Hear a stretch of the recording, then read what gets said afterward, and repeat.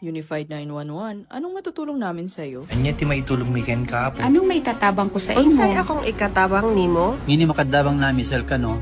Sa anumang wika o dialekto, may tulong na darating sa iyo.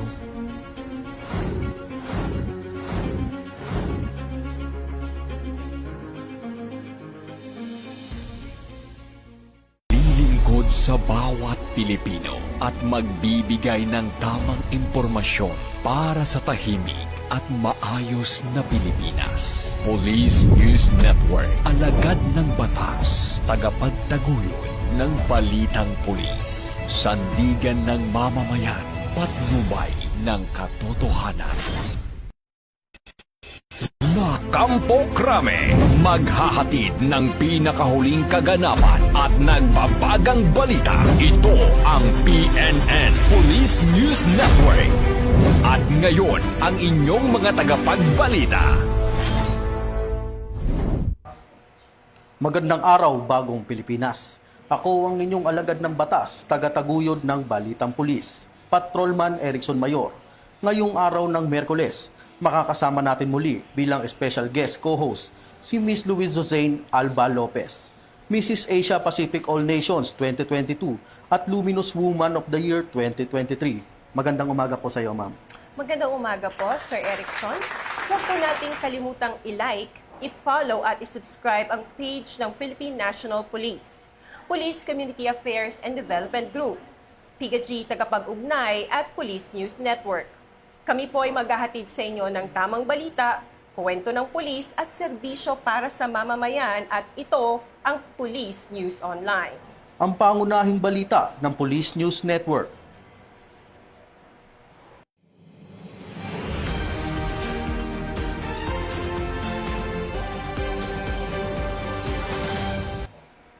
Narito ang mga balitang hatid ng ating PNN correspondents mula sa iba't ibang panig ng bansa.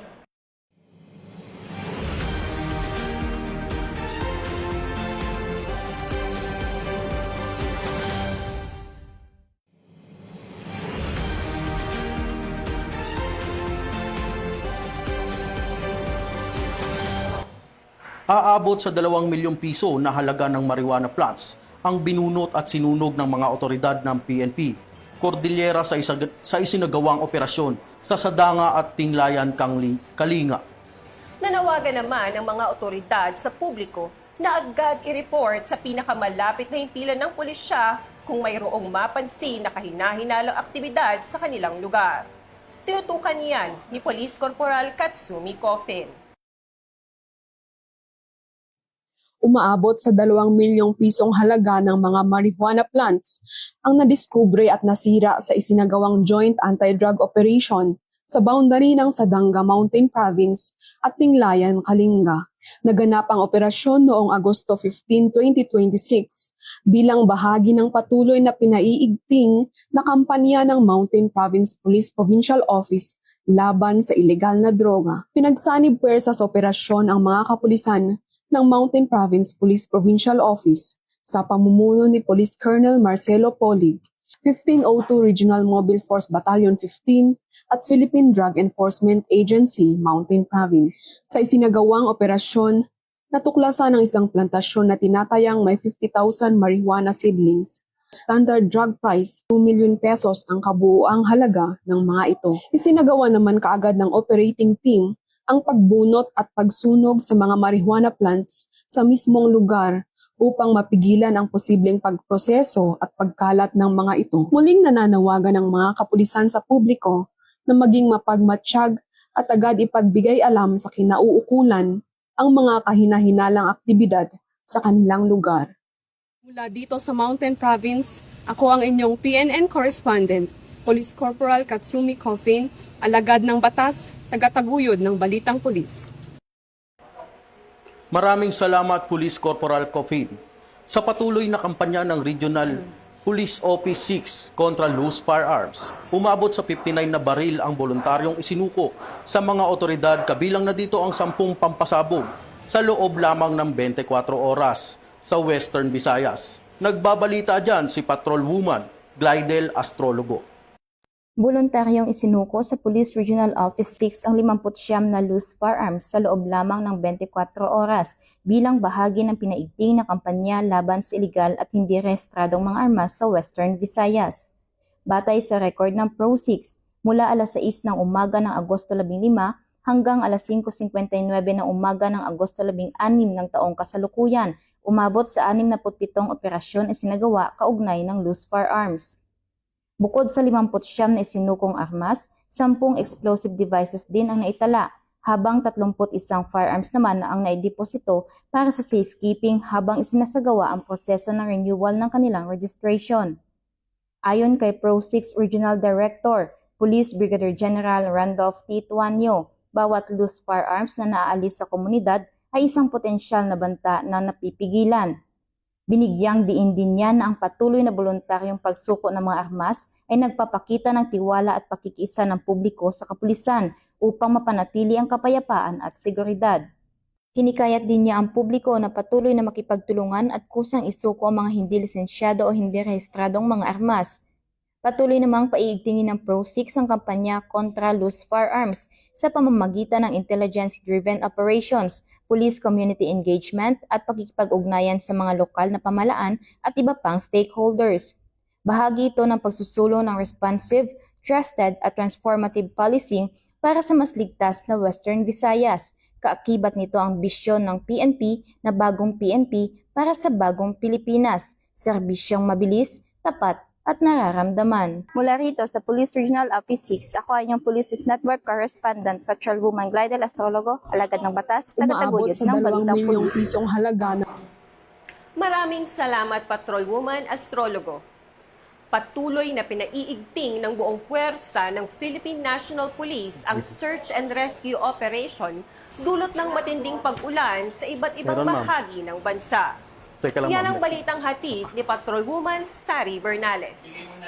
Mas pinalakas ng Philippine National Police sa ilalim ng pamumuno ni Chief PNP Police General Jose Melencio Nartates Jr. ang search and rescue operations sa buong bansa upang magbigay ng mabilis na saklolo at proteksyon sa mga residenteng naapektuhan ng malalakas na ulan at pagbaha dulot ng habagat. Ang mabilis na pagresponde ay alinsunod sa PNP-focused agenda sa ilalim ng pagpapatupad ng community engagement at enhanced police operations.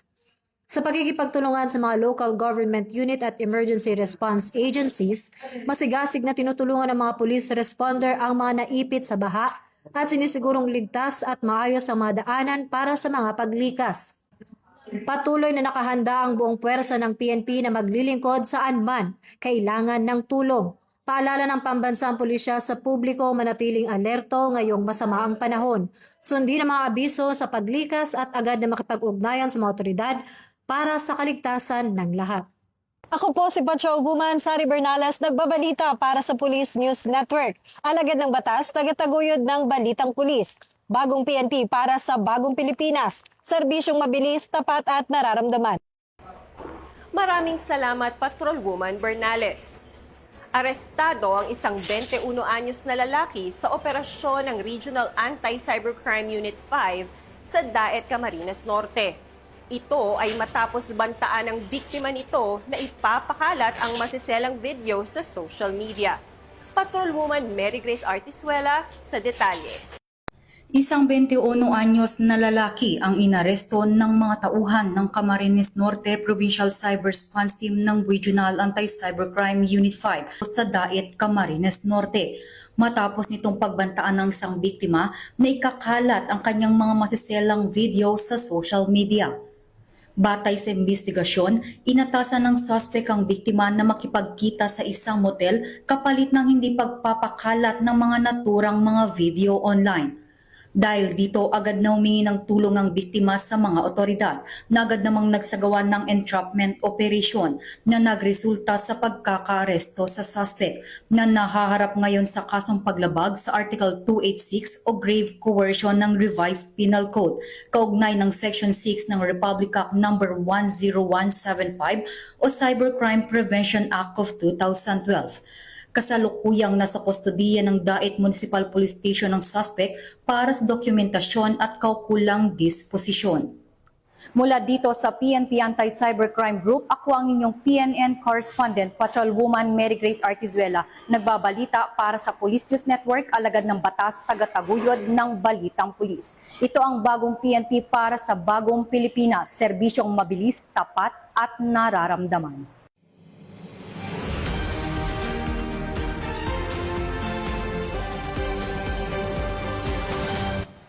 Maraming salamat, Patrolwoman Artizuela. Hindi na nakapalagpa ang isang top 4 regional most wanted person ng Police Regional Office 2 na may kasong 5 counts ng qualified rape sa magkasani puwersa ng Tumawini Municipal Police Station, Provincial Intelligence Unit at iba pang unit sa Tumawini, Isabela. Police Corporal Sarah Jane de la Cruz magbabalita. Arestado ang top 4 regional most wanted person sa kasong 5 counts ng qualified rape sa isinagawang operasyon sa Barangay Malamag West, Tumawini, Isabela. Kinilala ang akusado sa alias na JR, 38 anyos, butcher at residente ng nasabing lugar. Naaresto ang suspek sa pinagsanib na pwersa ng Tumawini Municipal Police Station, katuwang ang PIU-IPPO, PIT Isabela East at RIU-2 sa bisa ng warrant of arrest na walang inirekomendang piyansa at kabilang sa electronic warrant system.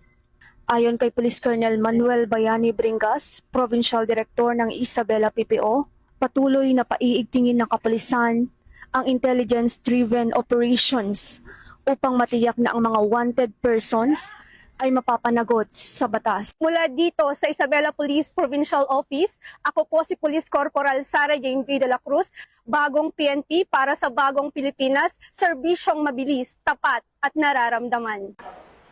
Maraming salamat, Police Corporal de la Cruz. 4 na heavy equipment na nagkakahalaga ng 28 million pesos na gamit sa illegal na pagmimina ang nasabat sa isinagawang anti-illegal mining operations ng Police Regional Office 10 sa Barangay Tumpagon, Cagayan de Oro City. Police Staff Sergeant Jason Adams Kambangay sa balita. 4 na hydraulic excavator na nagkakahalaga ng tinatayang 28 milyong piso ang nakumpiska ng Police Regional Office 10 sa isinagawang operasyon laban sa hinihinalang illegal mining activities sa Sitio Sendong, Barangay Tumpagon, Cagayan de Oro City, madaling araw nitong Agosto 17, taong 2026. Bandang alas 12:20 ng madaling araw nang magsagawa ng operasyon ang mga tauhan ng Police Station 8. Katuwang ang Mines and Geosciences Bureau Region 10 at mga opisyal ng barangay, alinsunod sa Republic Act No. 7942 o Philippine Mining Act of 1995. Pagdating sa lugar, nakita ng operating team ang mga indikasyon ng naganap na mining activities, kabilang ang mga bagong hukay, mababaw na excavation pits at mga stockpile ng mineralized soil at buhangin na hinihinalang may gold deposits at iba pang mineral ores. Narecover sa lugar ang 4 na fully operational hydraulic excavators, isang yellow Komatsu, black Zoom Lion, black SDLG at green Hakata. Tinatayang nasa 28 milyong piso ang kabuuang halaga ng mga heavy equipment na isinailalim sa seguridad, dokumentasyon at inventory.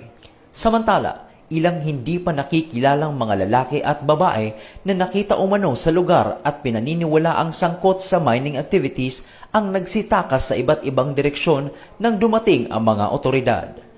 Ayon sa Police Regional Office 10, patuloy nitong paiigtingin ang koordinasyon sa MGB 10 at mga lokal na pamahalaan upang maprotektahan ang likas na yaman at matiyak ang pagpapatupad ng mga batas laban sa illegal mining.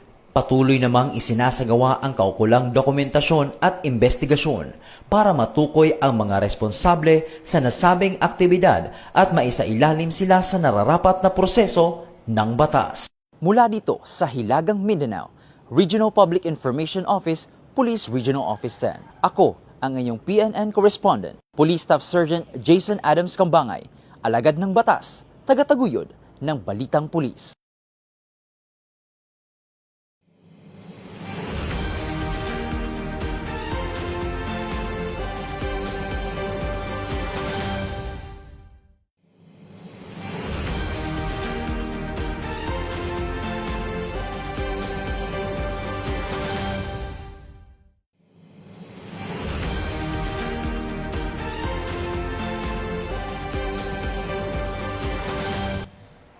At mamaya, abangan natin ng sumbong nyo aksyon agad ngayong 12:30 PM sa kanilang Facebook page.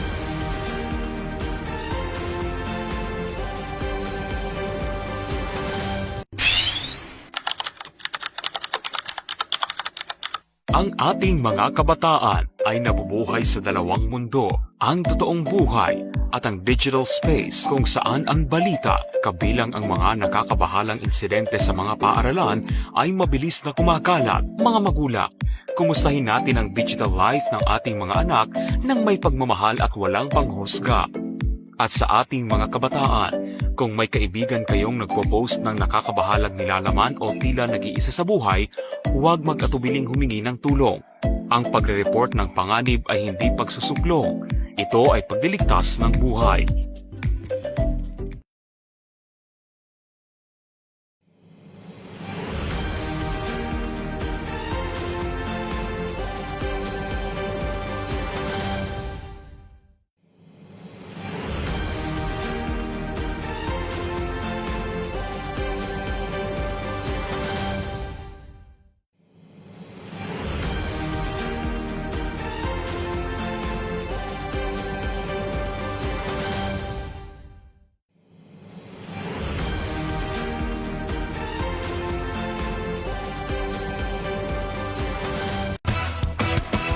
Serbisyong tutugon sa mamamayan.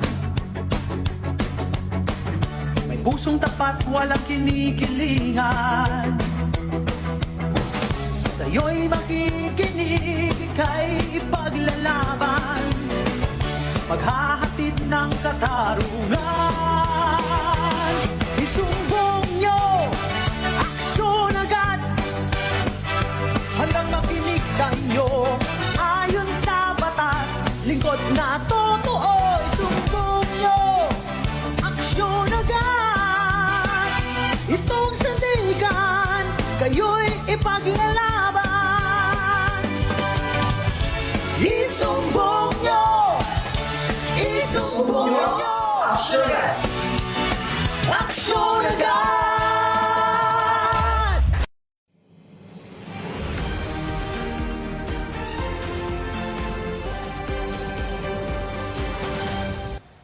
At yan ang mga balitang nakalap ng ating PNN correspondents mula Luzon, Visayas at Mindanao. At bago tayo magtapos, gusto ko po munang magpasalamat sa masusugid na manonood ng Police News Network at syempre sa ating guest co-host ngayon na si Ma'am Susain Alba Lopez. Maraming salamat po sa pagpapaunlak ng aming imbitasyon na maging co-host sa programang ito. Baka may gusto pong sabihin o ipaalam sa mga upcoming events para sa mga manonood. Nais ko po lamang batiin ang family ko sa Marikina, sa Quezon City at syempre ang lola ko na nakakalabas lang sa ospital. Lola Sining, magpagaling po kayo. At pinapapasalamatan at binabati ko po si Chief PNP Police General Jose Melencio Nartates Jr., Police Major General Roderick Agustus Alba, the Director for Police Community Relations, PICAG Command Group na pinamumunuan ni Police Brigadier General Vina Guzman, Police Colonel Joel Serrano, Police Colonel Adonis Guzman at Police Colonel Joel Ada. Sa lahat ng personnel ng Police Community Affairs and Development Group at sa lahat ng magigiting na pulis sa buong bansa, maraming salamat sa inyong serbisyo para sa isang ligtas na pamayanan. Sa ngalan ng pamunuan ng Philippine National Panguna ni Chief PNP, Police General Jose Melencio Nartates Jr. at sa pamumuno ni President Ferdinand Bongbong Marcos Jr., kami ay maglilingkod sa bawat Pilipino at magbibigay ng tama at balanseng balita.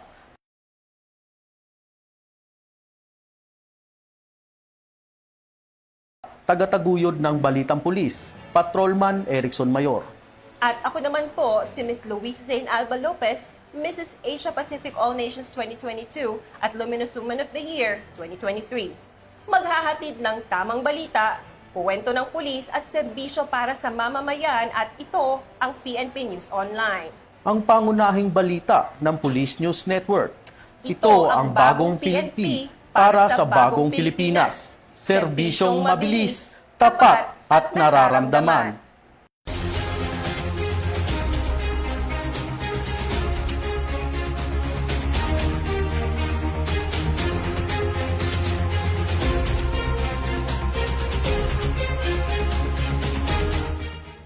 Police News Network, alagad ng batas, tagapagtaguyod ng balitang pulis.